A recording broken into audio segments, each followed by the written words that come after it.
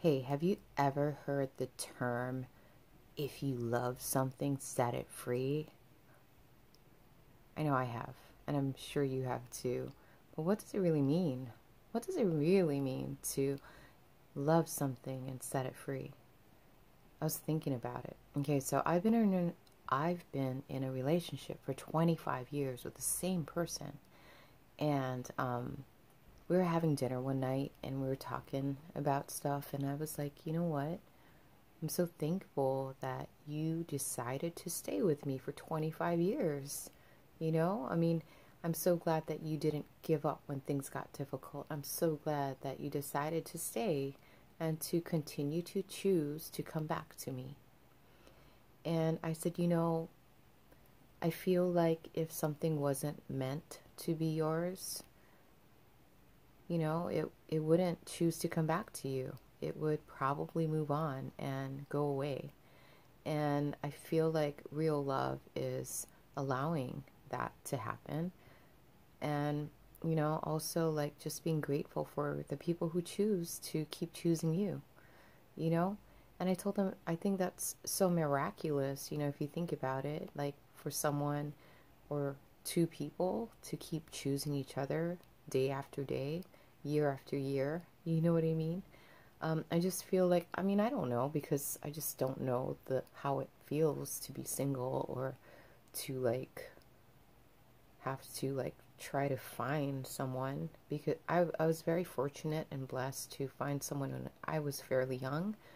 I was 14, he was 15, so we got to grow together. And we could have easily grown apart and chosen not to, keep participating in this connection, but at the end of the day, we keep coming back to each other. I feel like, sometimes some people stay in relationships far beyond its expiry date. And that's why I think you always have to keep things fresh and new. And I think like the keys to a successful relationship is to, how do I say? Well, communication is one. And then number two is respecting the differences, like, because you and your partner are completely different entities, and you cannot expect them to be like you or vice versa. You can only, you know, realize harmony in diversity. And then, just respect each other's differences. Also, I think appreciation is really, really important, to like be appreciative and to not take the other person for granted, because I think when you take people for granted, that's when things start falling apart. And it may not be quickly, but, it will be a slow deterioration and rift in the relationship.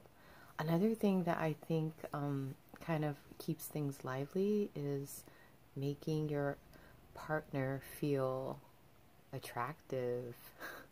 Seriously. Because if you think about it, there's so many other people out there that can make your partner feel attractive. And if you're not doing it, then, someone else will do it. And that might be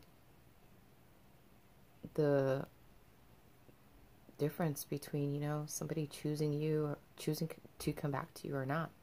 Because if you don't make your partner feel attractive, then they're just kind of like, and then they get the attention elsewhere, Anyhow, yeah, so I think, like if something is meant to be, you don't have to force it, and it'll keep choosing you, And if one day a person or thing decides not to choose you, then I guess that's just that turning point in your life where, the agreement or the agreement that you've had between each other just, has expired, and it's time to move on. It kind of like is in the same vein as my video where I say, you don't have to force anything. It should be organic. It should be natural and it shouldn't be forced. You know, if you have to beg someone to stay or force someone to do something against their will, then that is really a toxic situation, and maybe you have to grow through it to know it. But I'm at a place in my life where I just have little to no tolerance for that. Like, if you're not treating me with kindness and respect and love, then I just don't really have time to like choose to participate in that type of connection. Get what I'm saying? Like, if someone is disrespecting me or being unkind or, you know, trying to control me or trying to own me, like, that's not negotiable. I just can't do that at all. And I will not like lower my standards. Like, I feel like when you raise your standard, you'll attract people who, you know, will treat you as thus, and everyone else will fall away, and those people aren't meant for you because they're not in alignment with you and where you're at. Anyhow, yeah, I don't know if I made sense. Again, always. I have no idea if I ever make sense. Yeah. Oh, on a different subject, it's funny because I guess when it comes to communication, I can sense when some people are not open to respecting my point of view. Does that make sense? And if they cannot respect my point of view, then I'll usually stay silent. You know, because there's some people who are really argumentative and really, really ego-based, and they really want to like prove their point, and I'm right, you're wrong. I don't have time for that. You know, if you want to be right, man. Like, by all means. I'm not going to try to prove you wrong, because you're obviously set in a very rigid point of view, and nothing in the world is going to like get you to see another way. So it's funny, I was in a meeting, sorry, it's totally off subject. I was in a meeting, and usually when I'm in a meeting, I have a tendency to be really silent. Like, you know, you have people who are just really, really eager to like express themselves and their point of view and how things should be. I usually just am silent. And this last meeting that I was in, I was practicing silence. And I think that could have been interpreted as being weak or timid or shy or maybe even dumb because I wasn't like outletting my ideas or my points of view. But there was one person in the room that, you know, I've noticed a pattern. She has a tendency to, you know, my way. It's my way. And I just didn't feel the need to exert any energy to say what I thought, because it didn't matter what I thought in her eyes. You know what I mean? Like, everything I said was invalidated. So why would I even waste my breath or my energy, you know, trying to like have her understand my point of view, when the only point of view that she wants to understand is her own.